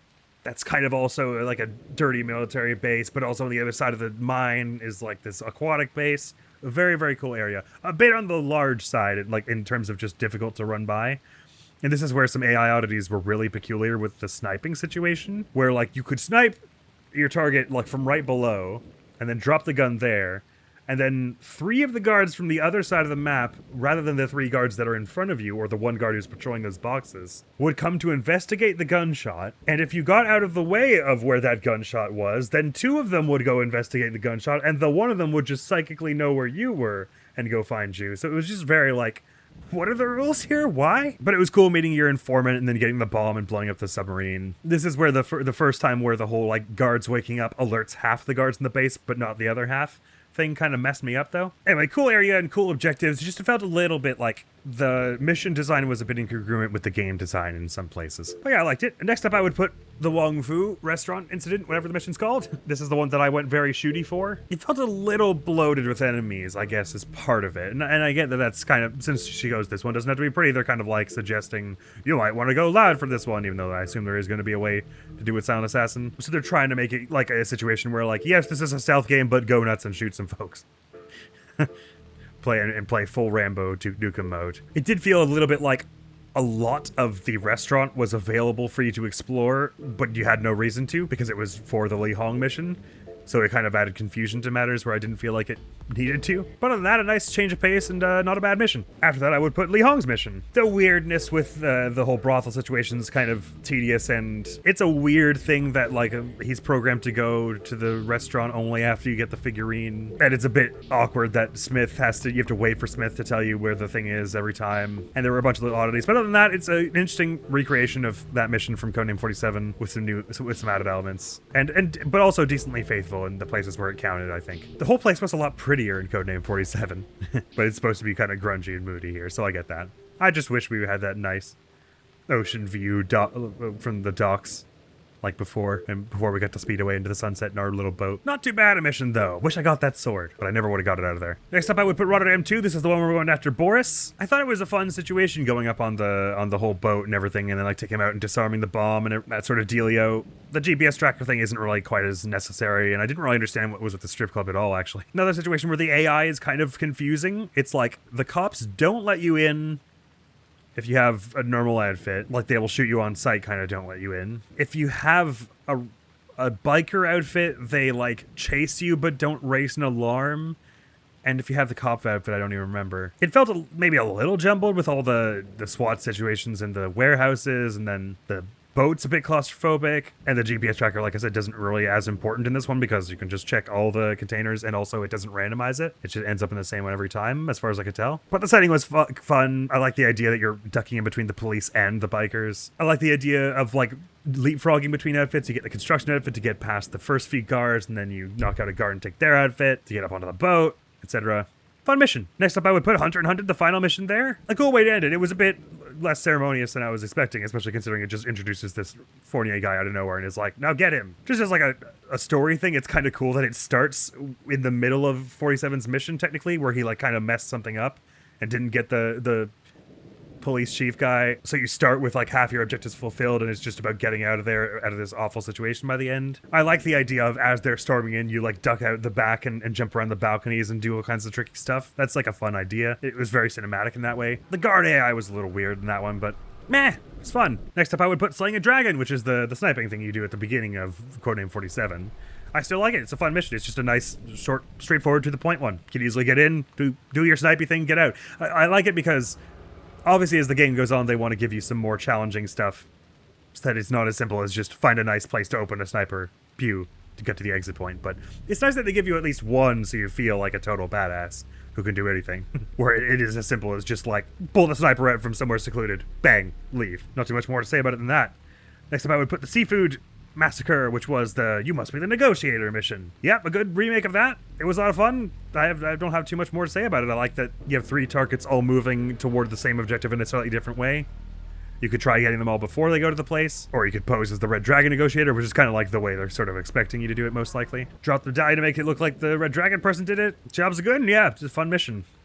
The setting is cool. I like that it's like not this super grand, ornate restaurant like in Wong Fu. It's like this kind of humble little like 2-story seats about 10 people restaurant. Like it's just kind of a cool setting to have that sort of thing. And again, like in when it appeared in Codename 47, I like that it's like if you just used your head and think, well, the police are showing up to blockade the place, all I have to do is be there before the police are to put some weapons there or whatever. Next up at number 2, I would put Traditions of the Trade. It's just a good mission. I just like the way the hotel is laid out, and checking into a hotel just feels all...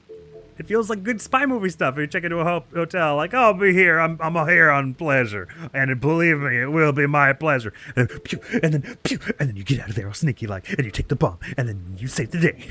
It's cool. It was good in Codename 47. It's good here. That was a situation where there are a lot of ways you can do it and a lot of things to interact with, but it doesn't feel cluttered because you can approach any of them in your own space and time, really. And to number 1, I would put Battlingford Manor.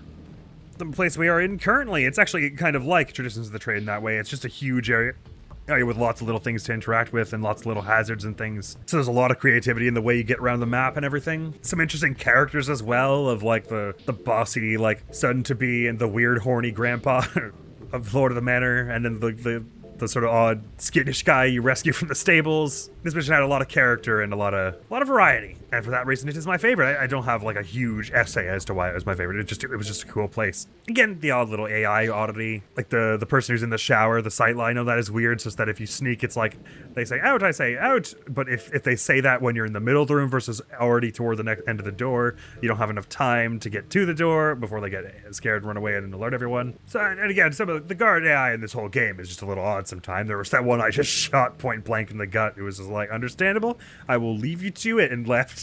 And it was just fine. But even the bottom ones, as I say, Asylum and Me King, they weren't like really bad. I didn't care for them quite as much as the rest of the game or the series, for the most part, on balance. And so with that said and done, let's go watch some Hitman Video Games. Again, I'll sort of like parse through and just show the highlights, so I'm not just like showing their whole video, because that's undignified for a variety of reasons. There are 4 I want to watch. It's Bjarkov Bomb because I want to see how they get around the huge area. Battlingford Manor because it was my favorite place, so I just want to see them do it really cool. Wong Fu because I want to know how to do it stealthy.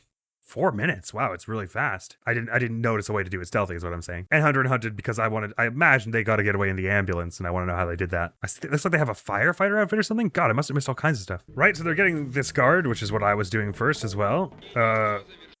What was that? A laxative. Okay, they're putting a laxative in the soup. This is for... what's his face? Can't remember his name, but the guy who we normally take down in here. This guy, right here. So laxative is going to make him go to the bathroom. Yep, it's holding his stomach. Oh, and there's a bathroom right here, and then you can... once he's in there, it's easy to stealth attack him, I guess, is the idea. God, it's having some trouble. Oh, easy ass. Makes no sense. I like the way we did it. We just like got him in the chair and then ran before anyone saw. Oh, took his outfit. Oh, and you can pose as him, I suppose. Ah, you get inside the boat that way. And then presumably you lure him off somewhere and... oh, yeah, give him a big hug. Yeah, nice. I prefer doing business face to face. Fabian, that's the one. And then when he turns around to get the drink, after his head does some weird stuff. Strangulate. Got it. Okay, right. Very cool indeed. As for Battlingford Manor, interesting, we're getting as far as here without an outfit yet. Ooh, oh my. Where are we going? Getting an inside guard outfit, maybe? We're doing the thing with the boiler. This makes... ah, this gets the person out of the shower. Okay, okay. Made the water too cold or too hot or something. I feel like I did try hitting the boiler and it didn't give me that cutscene, but... maybe I'm misremembering. Grab the poison. Oh, he has a drink of something before he goes to bed, so you can poison that. Alright, alright. A drink of milk. I don't think I ever saw that glass of milk there, or had any idea that it was being drunk out of. Right, so that's this one down. As for the sun... oh. We're taking like a robe from someone. Ah. To disguise as a party goer, I suppose. And then we're going to do the poison the craft thing. Right. Oh, so you can use the same poison on both of them. And then it's as simple as getting the power to smash and get this guy out. Right. Groovy should just poison them both ways. You know, that's about what I would have expected if there was just some way to do some poisonings that I didn't realize. I mean, that's like the remote way to get rid of someone in these games. I see. So we're sneaking into the guards' quarters, right? Gets you an outfit, sure. And a sniper. What are you planning to do with that? As long as you don't have it armed, they don't care. Okay, I wouldn't have expected that. I would assume it was in your offhand at all. It was just not cool to have. I mean, I guess it was in their barracks. And they're just gonna snipe them from this balcony? Wow. Yeah, I guess it makes sense, but I would totally not have expected that, that wouldn't... I would have expected someone was either muzzle flash or something. But they only got one of them there. Now they're... Oh, getting the chauffeur, and so I guess maybe if they get one of them, the rest of them are going to try and leave in the car, is it? Because I remember we blew up the car in the previous version of this mission. I never noticed that. Does 47 sometimes drag them from the leg and sometimes from the arm, depending on where you were standing when you hit the drag prompt? That's very cool if so. Place bomb. Wait, where'd you get a bomb? You don't start with a bomb in this one, do you? Was it in the safe or something? Oh, the bomb was here. Oh, okay. Well, I wouldn't have expected that they had a remote car bomb. Because why would they? Again, another situation that's just a point of interest issue. Well, yeah, it makes enough sense. I mean, I guess I probably should have assumed that since it was kind of a remake of that mission that there was a bomb somewhere to acquire. And just wait for them all to be in it and then kerblooey. It's very loud, as bombs tend to be. So I'm assuming they had to shoot one of them because otherwise they would never end that meeting. They'd be there forever. So they had to shoot one of them so the rest would go, let's get to the car and get out of Dodge. All right. So what do they do here? It looks like they're going to the same room I did at first. Getting across the balcony. That encourages me so far. They're getting in through here. Turn the lights out. Or down the stairs. Get this person's outfit. Oh, I'm on fire so far. I did the right thing so far. Oh, but interesting. They're actually going to get something from in here this time. Another syringe or something. Oh, hiding the body in there. I guess that makes some sense. Oh, maybe that was causing more problems for me. I mean, they never said, like, SWAT's found a guard or anything, so I didn't assume that was causing any problems, but... Right, they got another syringe. They've got the outfit. Who is this and what? How long has this person been here, huh? Okay, you can run past these ones and these ones don't care. I have no idea. Is this a firefighter? Where is this? Is this just a part of the road I never went to? Yeah, I guess I never would have gone right from here. Mind, I also would have thought that with all these people watching from behind here, you wouldn't be able to knock this person out. Everyone would go, hey, SWAT officers, look, that guy just knocked someone out. So I definitely wouldn't have tried this. PM car key, paramedic car key. Oh, it's a paramedic. I see. That's how you would get in the ambulance. Also gets you a nice disguise, though. As for the actual kill, what do? Okay, they send that alarm off. Which I did think when one stray bullet hit it earlier, I thought maybe that would mean it would be useful for something. And then they just run over here and get this guy. Okay, that's a little weird. I don't really know why. So the guards, the SWAT come here not because of the car alarm, but because of the gunshots, right? So I would think they would be, they would have shot you if they went over here and saw you here. But I guess it's because they can't see your face. And again, I wouldn't have really tried to do this inside of the pedestrians behind the police line behind us. I would have thought that it gave you an instant alert, but there you go. Then if you've got the key, you can head over to the paramedics, I guess. Oh, they're not going to, but they could have. They picked up the paramedic key just for fun. Very, very cool. Classic Hitman Video Games, as always. Yeah, I never was going to guess that stuff in Hunter and Hunted. I'm very happy with the way I did it, considering I didn't have a lot of that knowledge. It is weird, though, that when you would think that paramedic key thing, it would be like when you get up to the ambulance, it'll say press E to get away, and if you hit E and your objectives are completed, it says need paramedic key, rather than just saying nothing. Yeah, I totally don't know why I didn't go that far and see that other person there, although I wouldn't have guessed they were paramedic looking at them there.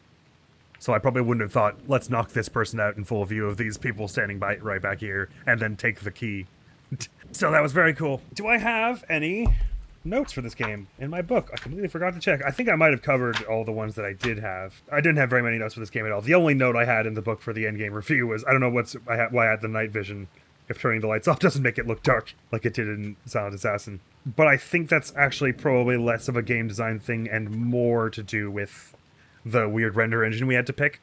And the fact that the gamma is like weird, it looks much lighter for me than it does for you on recording.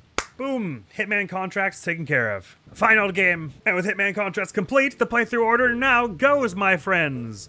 Persona 3 Portable. The Dark Pictures Anthology Little Hope, Persona 3 Portable. and Baba Is You. We're starting Persona 3 Portable. everybody. It's been a while since I sunk my meaty talons into an RPG, a nice lengthy turn-based RPG. I do so love them. And it's exciting. Persona, I've only played the first one, but it seems like a series I could totally get into. It's wacky, colorful characters. It's urban fantasy. It's cool stuff. I'm very much looking forward to it, in short. And we're very close to the end of Little Hope as well. We basically just got one more episode to do, I think, where we clear a few more objectives out of our to-do list. We're a bit farther away from the end of Baba Is You than I thought, though.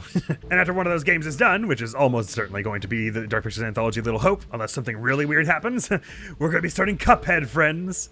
Yes, we're drawing near to a bunch of game completions, it would seem. Excited to start Persona, excited to start Cuphead. Cuphead, notoriously difficult 2D platformer shoot-'em-up-y thing. Bullet hell elements. Cool, like 1930s cartoon style or whatever it is. Dope music, from what I hear. I've been a good boy, and I've been mostly keeping away from looking at footage of it. Like, you know, it comes up every now and then, but there have been videos where someone's been like, Cuphead, but I, like, installed certain mods, and I'm going like, oh, I want to watch that. But no, we're going to play it on the channel. I don't want to watch it. I got to go in fresh.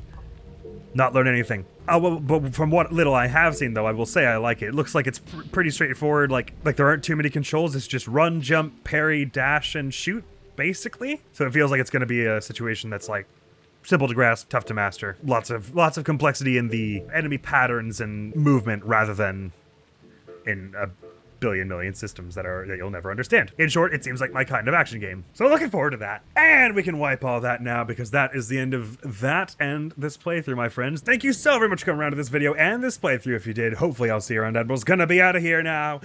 Peace! Bye! Bye-bye! See you later! Ciao!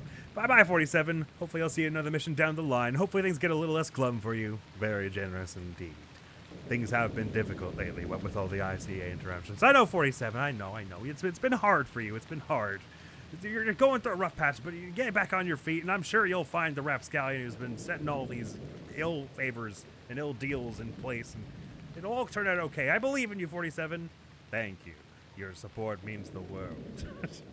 But also, next time, if you could not just run straight to the boss and use the fiber wire, that would be a little more dynamic and would get me a little less shot if it could be arranged. Okay, I'll think about it. How's that, 47? That'll do.